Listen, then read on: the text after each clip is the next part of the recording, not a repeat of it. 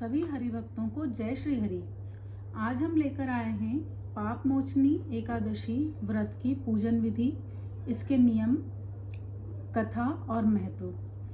पाप मोचनी एकादशी चैत्र माह के कृष्ण पक्ष की एकादशी है, जो सभी पापों और कष्टों को नष्ट करने वाली मानी जाती है। इस दिन भगवान विष्णु के चतुर्भुज रूप का पूजन पीले फूल से, तुलसी से किया जाता है और इस व्रत की कथा सुनने का विशेष फल प्राप्त होता है। नियमानुसार एकादशी के दिन सात्विक भोजन करें, ब्रह्मचर्य का पालन करें, असत्य बोलना वर्जित है और निर्जला या फलाहारी व्रत रख सकते हैं। अन्न का सेवन नहीं करना है। साथ ही चावल उस दिन घर में नहीं बनाने हैं। पाप मोचनी एकादशी की पूजन विधि इस प्रकार है। प्रातःकाल ब्रह्म मुहूर्त में उठकर स्नान आदि से निवृत्त होकर पीले वस्त्र धारण करें। भगवान विष्णु के समक्ष हाथ में जल, फूल, तिल और दक्षिणा लेकर व्रत का संकल्प लें। विष्णु जी की मूर्ति या चित्र के सामने बैठकर इन्हें पंचामृत से स्नान करवाएं। चंदन, हल्दी, पीले फूल, धूप, दीप और तुलसी दल आदि अर्पित करें। भगवान को फल और मिठाई का भोग लगाएं। ओम नमो भगवते वासुदेवाय मंत्र का जप करें और अंत में आरती करें। इसका पारणा द्वादशी तिथि पर शुभ मुहूर्त में करना चाहिए। व्रत के नियम इस प्रकार हैं। दशमी तिथि से ही सात्विक भोजन, जो बिना लहसुन और प्याज का हो, ये ग्रहण करें। पूरे दिन भगवान विष्णु का स्मरण करें और विष्णु सहस्त्र नाम का पाठ करें। किसी का अपमान न करें और क्रोध करने से बचें। जो जरूरतमंद हो उन्हें अन्न, वस्त्र आदि दान दें।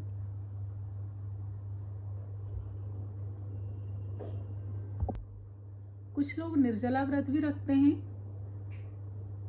और कुछ फल और दूध इत्यादि का सेवन भी करते हैं। पाप मोचनी एकादशी व्रत का महत्व इस प्रकार है। पाप मोचनी शब्द का अर्थ होता है पापों को दूर करने वाली। पंचांग के अनुसार लोमश ऋषि ने बताया है कि श्रद्धा और भक्ति से यह व्रत रखने से मनुष्य के बड़े से बड़े पाप समाप्त हो जाते हैं। यहाँ तक कि ब्रह्म हत्या जैसे गंभीर पापों से भी मुक्ति मिलती है, ऐसी मान्यता है। आमतौर पर यह व्रत एक दिन का होता है, लेकिन कुछ श्रद्धालु मोक्ष की कामना से 2 दिन का व्रत भी रखते हैं, यदि एकादशी तिथि सूर्योदय समय तक रहती है तो। पाप मोचनी एकादशी व्रत की कथा। पाप मोचनी एकादशी चैत्र माह के कृष्ण पक्ष की एकादशी तिथि को मनाई जाती है। युधिष्ठिर ने पूछा, भगवान, मैंने फाल्गुन माह के शुक्ल पक्ष की एकादशी का महात्म्य सुना, अब आप चैत्र माह के कृष्ण पक्ष की एकादशी के बारे में बताइए। इस एकादशी का नाम और इसमें कौन से देवता की पूजन की जाती है तथा इसकी विधि क्या है। श्री कृष्ण बोले, राजन, एक समय मानधाता ने लोमश ऋषि से ऐसा ही प्रश्न पूछा था। तब लोमश ऋषि ने उत्तर दिया, राजन, चैत्र माह के कृष्ण पक्ष की एकादशी का नाम पाप मोचनी है।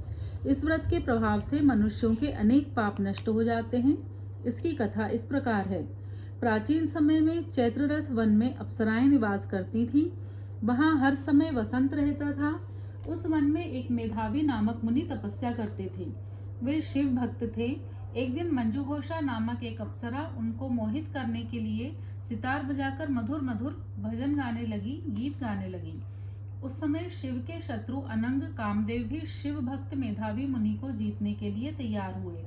कामदेव ने उस सुंदर अप्सरा के भ्रू को धनुष बनाया, कटाक्ष को उसकी प्रत्यंचा बनाई, उसके नेत्रों को उसने संकेत बनाया और कुचों को पुरी बनाया। उसने मंजुघोषा अप्सरा को सेनापति बनाया। इस तरह कामदेव अपने शत्रु भक्त को जीतने को तैयार हुआ। इस समय मेधावी मुनि भी युवा तथा हृष्टपुष्ट थे। उन्होंने यज्ञोपवीत तथा दंड धारण कर रखा था। उस मुनि को देखकर मंजुघोषा ने धीरे धीरे मधुर वाणी से वीणा बजाकर गाना आरंभ किया। मेधावी मुनि भी मंजुघोषा के मधुर गान पर तथा उसके सौंदर्य पर मोहित हो गए। वह अप्सरा उस मुनि को कामदेव से पीड़ित जानकर आलिंगन करने लगी।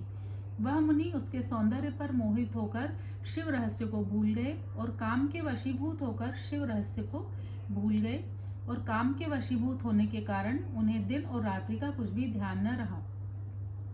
एक दिन मंजू घोषा बोली, हे मुनि, अब मुझे बहुत समय हो गया है, मुझे स्वर्ग जाने की आज्ञा दीजिए।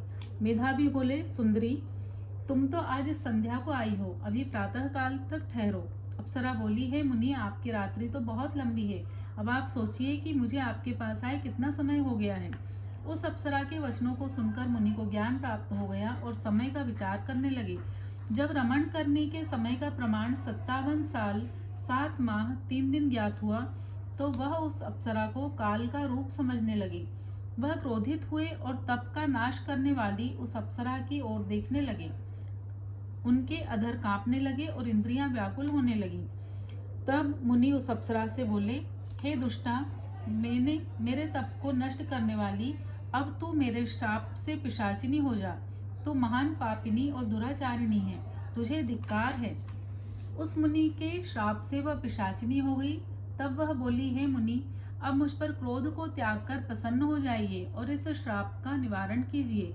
मुनि बोले, हे दुष्टा, मैं तुझे श्राप से छूटने का उपाय बताता हूँ। चैत्र माह के कृष्ण पक्ष की जो एकादशी है उसका नाम पाप मोचनी है। उस एकादशी का व्रत करने से तेरी पिशाचिनी की देह छूट जाएगी। इस प्रकार मुनि ने उसको समस्त विधि बता दी और अपने पिता च्यवन ऋषि के पास गए। च्यवन ऋषि बोले, पुत्र, तुमने यह क्या किया? तुम्हारे समस्त तप नष्ट हो गए हैं। मेधावी बोले, पिताजी, मैंने बहुत बड़ा पाप किया है, आप उससे छूटने का कोई उपाय बताइए। च्यवन ऋषि बोले, पुत्र, तुम चैत्र माह के कृष्ण पक्ष की पापमोचनी नाम की एकादशी का विधि तथा भक्ति पूर्वक व्रत करो। यह सुनकर मेधावी ऋषि ने पापमोचनी एकादशी का विधि पूर्वक उपवास किया, जिसके प्रभाव से उनके समस्त पाप नष्ट हो गए। मंजू घोषा अप्सरा भी पापमोचनी का व्रत करने से पिशाचिनी की देह से छूट गई और सुंदर रूप धारण करके स्वर्गलोक को चली गई। लोमश ऋषि बोले, राजन, इस पापमोचनी एकादशी के प्रभाव से सब पाप नष्ट हो जाते हैं। इस एकादशी कथा के श्रवण करने एवं पढ़ने से 1000 गोदान करने का फल मिलता है। इस व्रत के करने से ब्रह्म हत्या करने वाले, गुरु पत्नी गमन करने वाले आदि पाप भी नष्ट हो जाते हैं और अंत में स्वर्गलोक की प्राप्ति होती है। कथा का सार, इस कथा से स्पष्ट है कि देहजन्य आकर्षण अधिक समय तक नहीं रहता। देह के लोभ में पड़कर मेधावी ऋषि अपने तप संकल्प को भूल गए। इसे घोर अपराध माना जाता है, किंतु भगवान विष्णु की पापमोचनी शक्ति इस घोर अपराध के पाप से भी सहज ही मुक्ति दिलाने में सक्षम है। जो प्राणी सत्कर्मों का संकल्प करके बाद में लोभ, लालच और भोग विलास के वशीभूत होकर अपने संकल्प से गिर जाते हैं, वे घोर नरक के अपराधी होते हैं। किंतु पापमोचनी सभी पापों से मुक्त करके प्राणी को स्वर्ग का अधिकारी बना देती है। जैसे भगवान श्री विष्णु की उन पर कृपा हुई, वैसे हर भक्त पर उनकी कृपा बनी रहे। जय श्री हरि।